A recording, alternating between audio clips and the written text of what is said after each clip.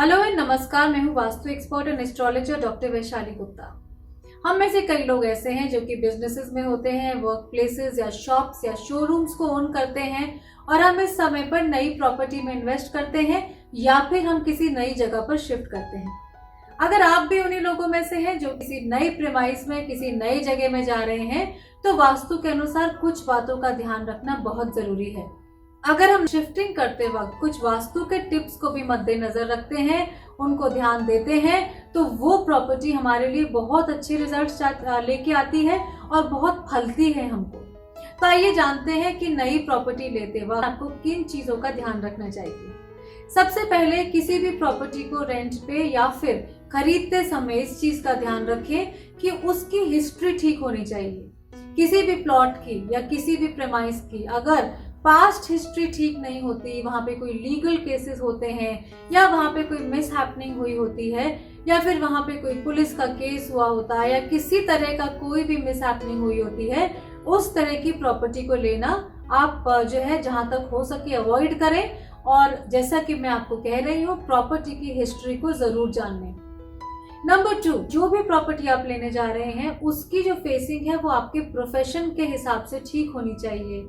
मान लीजिए आप किसी रेस्टोरेंट के लिए ले रहे हैं तो साउथ ईस्ट या ईस्ट की प्रॉपर्टी प्रेफरेबल है, या फिर आप किसी लीगल ऑफिस के लिए ले रहे हैं तो उसकी भी दिशा जो है आपके प्रोफेशन के हिसाब से होनी चाहिए।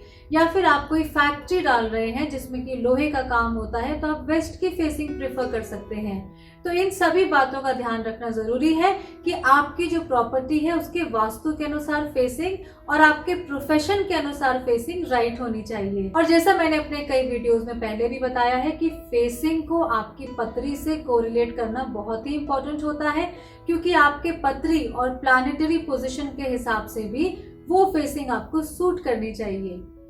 हर दिशा वास्तुशास्त्र में किसी न किसी प्लैनेट से रूल होती है, जैसे कि साउथ वेस्ट राहु से, वेस्ट शनि से, और साउथ आपका मार्स से, आपका नॉर्थ जो है वो मरकरी से।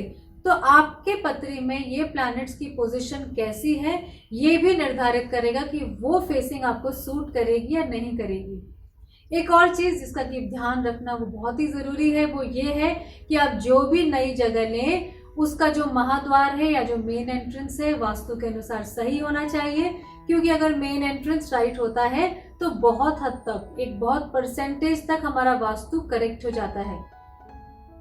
इस बात का भी ध्यान रखें कि जो भी आप प्रॉपर्टी फाइनलाइज करें, हो सके तो एक पूजा भी करवा दें। आप चाहें तो वहाँ पे देवी की पूजा करा सकते हैं, कोई वास्तु पूजन करा सकते हैं, या फिर आप कोई वहाँ पे शांति पाठ है, जो भी आपके पंडित जी आपको सजेस्ट करें वो एक पूजा आप अपनी प्रेमाइस में जरूर कराएं। और बिना पूजन के, चाहे वो नवरात्र के समय कराएं या बाद में कराएं, उस प्रेमाइस के अंदर एंटर ना करें।